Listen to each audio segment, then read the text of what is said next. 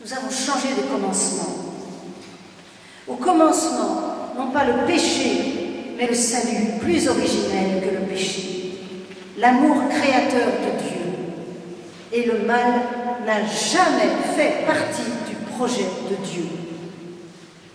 Si le mal n'était qu'une question de morale, le stoïcisme et les prouesses de la vertu, du courage, suffiraient à le vaincre. Vous l'avez compris ce soir, et là j'emprunte ici ces pensées à Adolphe Guéchet, il a son livre au fond, Le mal, dans la collection Dieu pour penser. Adolphe Guéchet nous dit que la question du mal pour un chrétien n'est pas une question de morale, mais de destinée. De destinée. Sommes-nous créés pour le mal ou pour la vie de Dieu? Le mal, c'est une question de destinée, car le mal veut essayer de nous, regardez, je fais le geste, de nous détourner de notre véritable destinée de fils de Dieu. Le mal veut nous déporter et nous faire prendre un autre chemin que celui qui est notre vocation de nous tourner vers Dieu et de vivre de lui. L'affrontement au mal n'est donc pas d'abord une affaire d'éthique, mais de vie, d'orientation, de vocation. Je pense que François Heuvet a dû vous le dire. La création, dans la Bible, ce n'est pas une affaire de fabrication, c'est une affaire de vocation. Et le mal veut nous déporter. C'est pour ça que le mal est une perdition. L'homme est perdu au sens propre du terme. Il n'est plus orienté, il n'a plus de sens de la vie.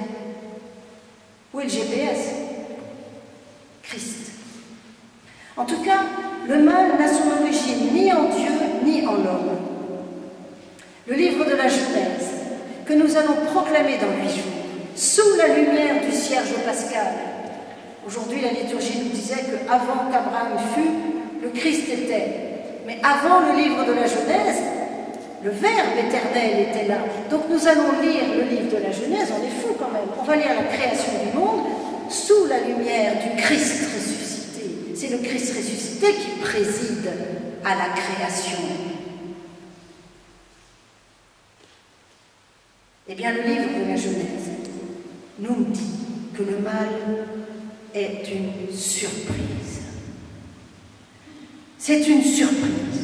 Car Dieu, lorsqu'il crée, il n'arrête pas de dire, et c'est un refrain, « Oh, qu'est-ce que c'est bien ce que j'ai fait, qu'est-ce que c'est bon !» Et Dieu vit que cela était bon, et il eut un soir, il eut un matin.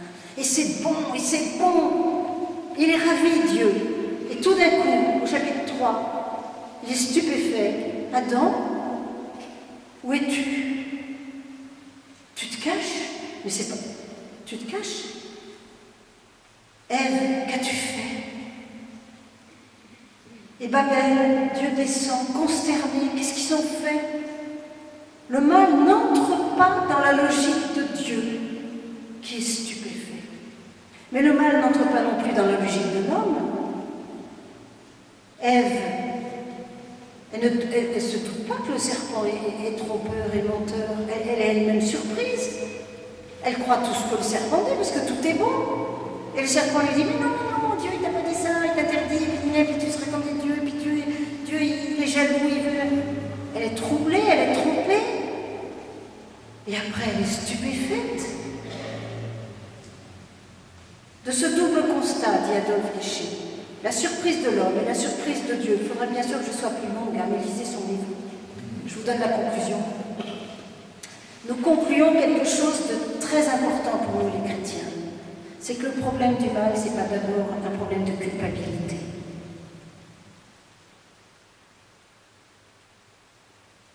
Je fais un peu de science humaine. Le mal, c'est d'abord un accident et un malheur. Inexpliqué, d'accord, n'empêche qu'il arrive quelque chose à Dieu et il arrive quelque chose à Ève et à Adam. C'est pas moi, c'est lui. Le mal n'appartient donc ni à Dieu ni à l'homme. Ni l'homme ni Dieu n'en sont l'origine. Voir le mal comme un désastre avant de le voir comme une culpabilité permet d'emblée de penser la liberté et notre responsabilité. Cette déculpabilisation libère l'homme pour le combat. Arrêtons de nous culpabiliser indéfiniment, mettons-nous debout. On est victime du mal avant d'en être coupable. C'est ce que la Bible nous enseigne. Nous sommes d'abord victimes, et ensuite complices, et ensuite coupables. D'accord, mais d'abord victimes. La question c'est, comment je vais agir contre ce mal qui m'arrive ou qui me tente? Bref, une responsabilité de salut supplante toute fatalité de perdition.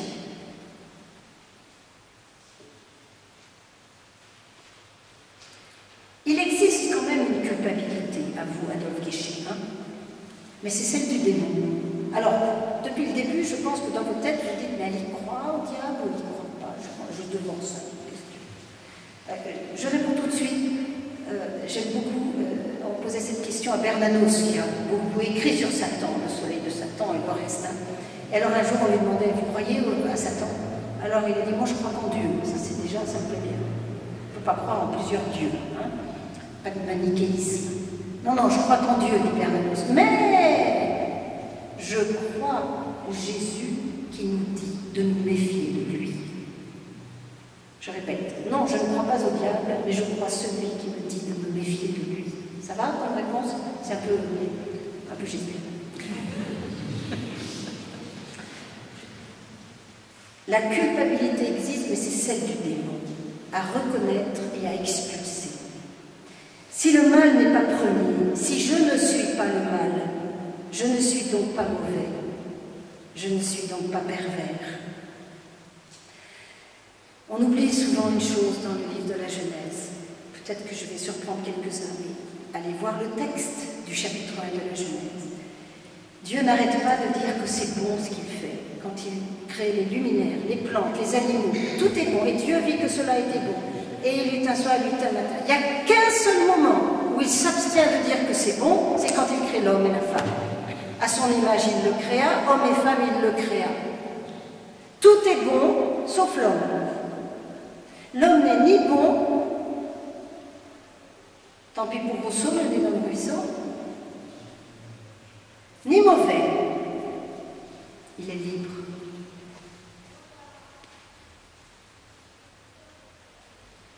Et le 6e jour, quand Dieu vit tout ce qu'il avait créé, un homme libre dans une création bonne, il vit que cela était très bon. C'est très bon, un homme libre dans une création bonne. Deux chemins s'ouvrent devant toi, la mort et le malheur, la vie et le bonheur. Toi, choisis la vie. Il n'y a donc pas de perversité immanente à l'homme. Je peux expulser le mal dans le lieu qui est le sien, le lieu du mauvais qu'on nommera enfer. La Bible nomme la mer aussi, les troupeaux de cochons, le mal, la légion, elle entre dans les ports qui se jettent dans la mer.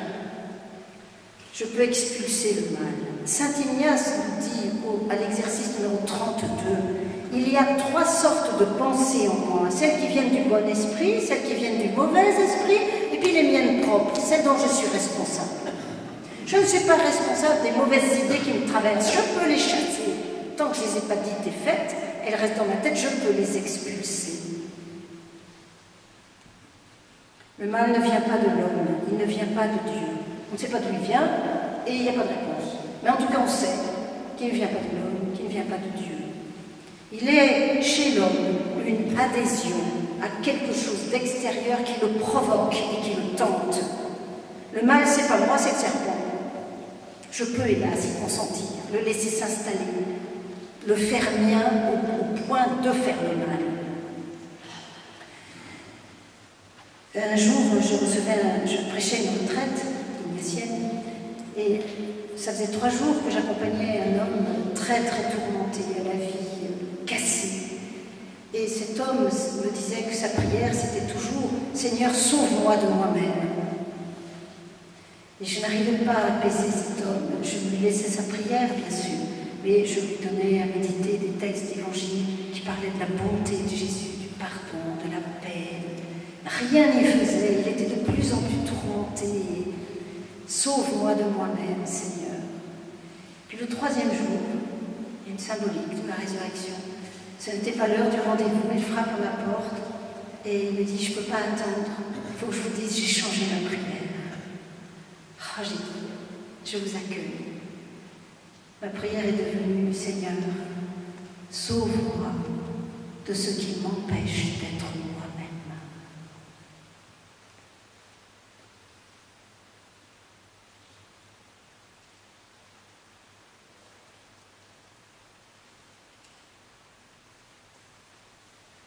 Je ne suis pas le mal, je peux expulser le mal. Sauve-moi de ce qui m'empêche d'être moi-même ton enfant bien-aimé dans la vocation et de me tourner vers toi, Seigneur. Enlève de moi ce que je peux enlever et qui n'est pas moi. Bien plus originel que le péché, cet amour créateur de Dieu qui m'attire vers lui. Il n'existe pas de péché d'origine. Il n'existe qu'une grâce d'origine. Et le péché originel qui arrive très vite, je vous l'accorde, ne peut que essayer de décréer cet amour originel et de nous faire croire qu'il n'est pas originel, mais que c'est lui l'origine. Et il y arrive, mon Dieu, à nous pervertir. Mais dans la création, relisez Éphésiens chapitre 1, nous sommes prédestinés dès le commencement à être des fils pour Dieu. C'est ça le projet de Dieu, que nous soyons des fils. Le péché, c'est le malheur qui arrive à l'homme quand celui-ci se détourne de Dieu, de son projet d'amour, quand il choisit de tourner le dos au projet de Dieu. Pour notre bonheur, le Fils de Dieu est descendu dans notre malheur pour nous faire remonter avec lui vers la vie de Dieu. Il aurait pu abandonner son projet, le Père. C'était trop dangereux d'envoyer son Fils. Mais non, ici je cite Jean-Noël Besançon, un théologien aussi. Alors même que nous étions pécheurs, Dieu a persisté dans son projet, un projet plus originel que le péché, de nous faire partager en Jésus sa communion trinitaire. Et à cause du péché, le Christ, prévu de toute éternité pour nous diviniser, a pris sur son dos, avec sa croix, le poids de nos refus.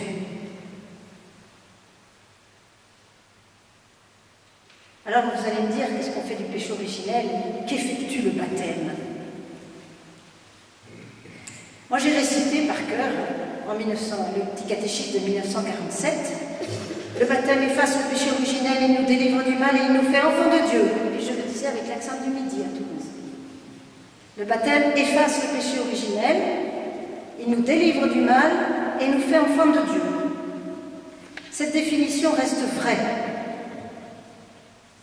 Mais vous avez compris qu'au-delà d'une chronologie apparente, on a le droit de préférer une autre chronologie qui fait apparaître plus clairement en premier la logique du salut originel donné par Dieu dans le Christ.